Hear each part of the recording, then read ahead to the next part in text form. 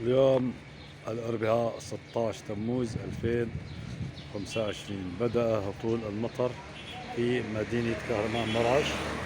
انظروا إلى المطر في مدينة كهرمان مرعش، درجة حرارة 35، الجو غائم، وهطول أمطار في مدينة مرعش. بدأ الجو غائم كله وهطول الأمطار.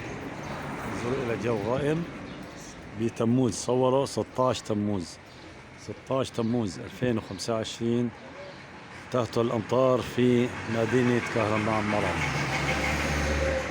شيء يعني من الغرابة، غريب جدا. والجو أصبح بعد ما كان حارا جدا أصبح باردا، وشوية هوايات طلعت، وها هي الأمطار تهطل في مدينة مرعش. اللهم صل على سيدنا محمد. وهذا هنا التصوير من أمام زينة مرعش، أمام زينة مرعش تهطل الأمطار. انظروا إلى السيارات كيف تهطل عليها الأمطار. مطر حاليا، أمطار غريبة في فصل الصيف.